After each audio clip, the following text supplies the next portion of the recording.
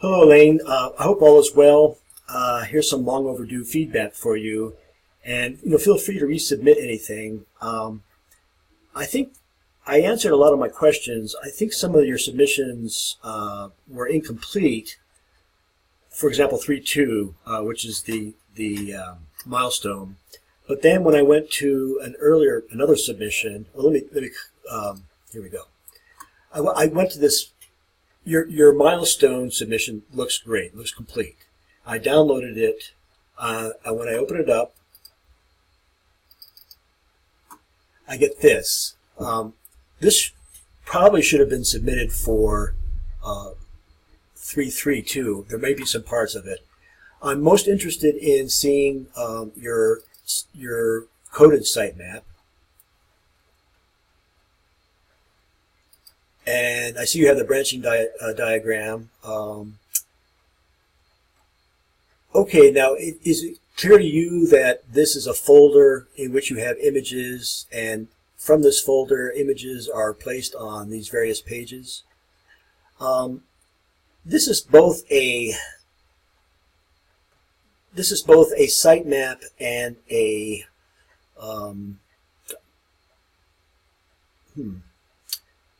wireframe, because you have indications of a navigation here. They are two different things, although it's interesting that you put them together because they do interrelate. So, as evidence of a coded sitemap, perhaps not, but as a visual sitemap, yes, this looks good. Then in your submission, I see this screenshot, which I guess is meant to indicate that your file management on your desktop will match the file management on your web server, whoever that might be.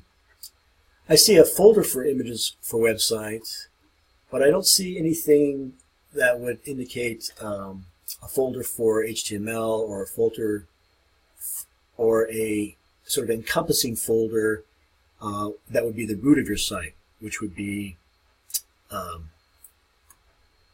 well, it would be part of your domain name. I see you do have a folder for images. Oh, and you've got some images in there. Well, that will make it easier coming down the pike here. And then, let's see, you've got a PDF,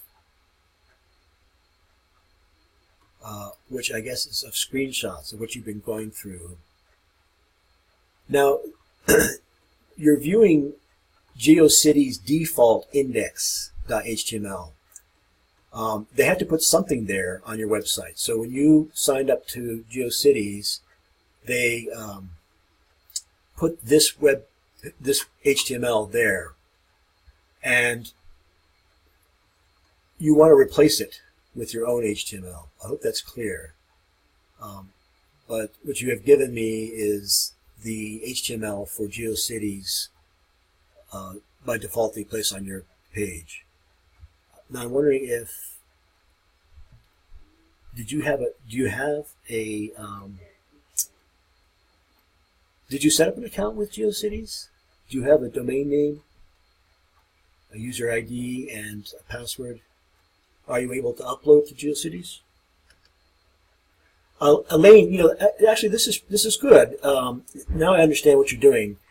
All right, so your objective in the next day or two is to upload to a GeoCities account, and to have the file management that you access using Explorer, access it, using CyberDuck or GeoCities File Manager. And I made a video, I think in week 1, and refresh me when you get to that hurdle. So I think your objective should be to upload to GeoCities.